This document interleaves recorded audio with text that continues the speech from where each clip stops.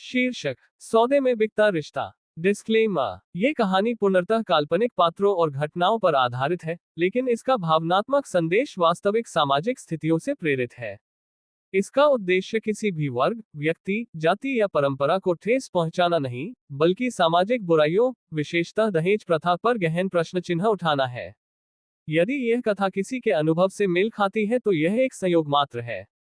सौदे में बिकता रिश्ता। प्रस्तावना, हर रिश्ता प्रेम, सम्मान और समर्पण की नींव पर बनता है। लेकिन जब रिश्ता एक लेन देन का सौदा बन जाए, जब एक बेटी की भावनाएं पैसों और चीजों की लिस्ट में सिमट जाएं, तब रिश्तों की गरिमा टूट जाती है। ये कहानी सिर्फ एक बहू की नहीं, हर उस बेटी की है जो अपने पिता की छाया से निकलकर एक नए घर में सौदे के तहत प्रवेश करती है और एक दिन खामोशी तोड़ देती है। एक विवाह की रौनक और सौदे की परछाई। बारात बड़े ही धूमधाम से आई थी। बैंड बाजे, आतिशबाजी, ढोल नगाड़े और महंगे कपड़ों में सजे रिश्तेदारों के बीच दुल्हन बनी दिव्या ने हल्के गुलाबी लहंगे में सिर झुकाए अपने जीवन की सबसे नई यात्रा शुरू की थी। उसे लगा था कि यह घर अब उसका होगा, जहां उसे सिर्फ प्रेम, सम्मान और अपनापन मिलेगा। लेकिन उसे नहीं पता था कि वह एक सौदे का हिस्सा बन चुकी है। शादी से पहले कई बार उसके पिता को सहमति सूची भेजी गई थी। अर्टिगा कार, 42 इंच का टीवी, फ्रिज, वॉशिंग मशीन, महंगे इलेक्ट्रॉनिक उपकरण, गहने और नकदी। एक शब्द भी नहीं लिखा गया था कि दुल्हन कैसी हो, सिर्फ सामान की कीमतें थी। उसके पिता ने आंखों में आंसू छुपाते हुए सब कुछ दिया, क्योंकि बेटी की शादी एक पिता का सपना नहीं, समाज के सामने एक परीक्षा होती है, जिसमें अगर आप फेल हो गए तो आपकी बेटी की जिंदगी तिरस्कार और अपमान में गुजरती है। 2. पहली सुबह की सच्चाई। शादी के अगले दिन की सुबह 7 बज चुके थे। दिव्या की नींद खुली। हल्की सी थकान, नई जगह और बीते दिन की लंबी रस्मों ने उसे कुछ देर और बिस्तर में रोक लिया था। जैसे ही वह कमरे से बाहर निकली, ड्राइंग रूम में बैठी उसकी सास कमला देवी की कड़क आवाज गूंजी। अब ये देर से सोकर उठने का तरीका यहाँ नहीं चलेगा। वाक्य सीधा था, पर लहजा तलवार जैसा। दिव्या की आंखों में चुभ गया। बिना कुछ कहे वह कमरे में वापस लौट गई।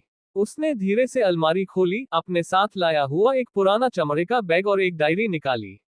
3. एक बेटी का हिसाब। दिव्या बिना किसी डर के वापस ड्राइंग रूम में आई और अपनी सास के बगल में बैठ गई।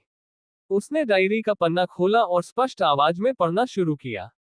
मारुति अर्टिगा 16.40 लाख रुपए, 42 इंच स्मार्ट टीवी 52,000 रुपए, फ्रिज 13,000 रुपए, वॉशिंग मशीन 10,500 रुपए, सोफा जोड़ डाइनिंग टेबल जोड़ बेड 1.10 लाख रुपए, मिक्सी जोड़ ओवन जोड़ अन्य उपकरण 1.65 लाख रुपए, नगद राशि 15 लाख रुपए।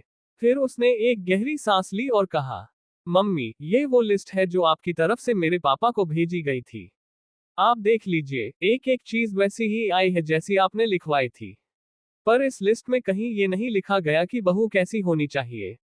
क्या उसमें लिखा था कि बहू पढ़ी लिखी, संस्कारी, गुणी और आपके बेटे के जीवन की सच्ची साथी हो? नहीं, आपने सिर्फ सामान मांगा और मेरे पिता ने आपको वो सब सौंप दिया, जैसे आपने आपके बेटे को बेच दिया और मेरे पापा ने उसे खरीद लिया। कमला देवी हतप्रभ थी, लेकिन दिव्या अब रुकी नहीं। 4. एक पिता की सीख। विदाई के वक्त पापा ने ये बैग मुझे देते हुए कहा था, दिव्या ने धीरे से कहा। बेटी, जब तक तू मेरे आंगन में थी, सुरक्षित थी। मगर अब तुझे अपनी हिफाजत खुद करनी है। मैंने जब वो शब्द सुने थे, तो उनका मतलब पूरी तरह नहीं समझ पाई थी। लेकिन आज समझ में आया कि वो बैग क्यों इतना भारी था। कमला देवी अब तक स्तब्ध थी। उसने धीमे स्वर में पूछा, क्या है इस बैग में? दिव्या ने बिना कोई हिचकिचाहट के बैग का चेन खोला और उसमें से एक 32 बोर की रिवॉल्वर निकाली। कमला देवी की आंखें फैल गईं। उसका चेहरा स्याह पड़ गया। उसने कांपते हुए होठों से कहा, बेटी, तू अभी सोकर उठी है। रुको, मैं तेरे लिए चाय बनाती हूँ। 5. जब बहू बेटी बन जाए। उस दिन से दिव्या ने घर के कामों को बिना किसी घृणा या टालमटोल के अपनाया। लेकिन अब वो सिर्फ बहू नहीं थी, एक चेतावनी भी थी। वो हर काम को प्रेम से करती थी, लेकिन अब कोई उसे बंधन में नहीं रख सका। धीरे धीरे कमला देवी भी बदल गईं। उन्होंने अपनी गलती स्वीकार की और पहली बार दिव्या को बहू नहीं, बेटी कहा। दिव्या ने अपने ससुराल में एक नई परिभाषा दी, एक बहू जो शिक्षित हो, साहसी हो और गलत के सामने चुप न रहे। 6. समाज के लिए संदेश। ये कहानी सिर्फ दिव्या की नहीं है। ये हर उस लड़की की कहानी है जो दहेज के बोझ तले सांस ले रही है। हर उस पिता की जो समाज के डर से अपनी जमा पूंजी अपनी बेटी की विदाई में लुटा देता है। लेकिन अब वक्त बदलने का है। रिश्तों की कीमत पैसों से नहीं, भावनाओं से आंकी जानी चाहिए। एक बेटी कोई बोझ नहीं, कोई वस्तु नहीं जो किसी कीमत पर सौंप दी जाए। प्रेरक कांतिभाई का अंतिम संदेश। अगर बेटी के लिए कीमत लगती है तो वह रिश्ता नहीं, सौदा होता है।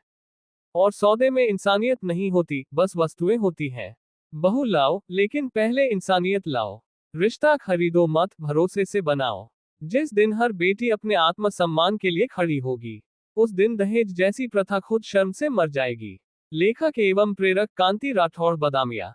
कांति राठौड़ बदामिया सिर्फ एक नाम नहीं, बल्कि एक संवेदनशील मन की वह आवाज है जो रिश्तों, जीवन के उतार चढ़ाव और मानवीय भावनाओं को शब्दों में ढालकर पाठकों के दिलों तक पहुंचा देते हैं। बचपन से ही उन्होंने जीवन को बहुत करीब से देखा, जिया और महसूस किया। उन्होंने अपने लेखन के माध्यम से उन भावनाओं को जीवंत किया है जिन्हें अक्सर हम महसूस तो करते हैं, पर शब्द नहीं दे पाते। उनके शब्दों में सच्चाई है, अनुभव है, आंसू है और जीवन की अद्भुत सादगी भी। उनकी कृतियां केवल पढ़ने के लिए नहीं होती, वे दिल से महसूस करने के लिए होती हैं। एक लेखक के रूप में जहां उन्होंने शब्दों से संवेदना रची है, वहीं एक प्रेरक के रूप में उन्होंने पाठकों के दिलों में उम्मीद और जागृति की लौ जलाई है। उनकी पुस्तकें माता पिता का दर्द, बुजुर्गों का अकेलापन, पति पत्नी का बंधन और समय के साथ बदलते रिश्तों की वो सच्चाइयां सामने लाती हैं जिन्हें अक्सर समाज अनदेखा कर देता है। उनका उद्देश्य स्पष्ट है। अगर मेरी लेखनी किसी एक दिल को भी छू जाए और किसी एक जीवन में बदलाव ला दे तो यही मेरी सबसे बड़ी उपलब्धि होगी।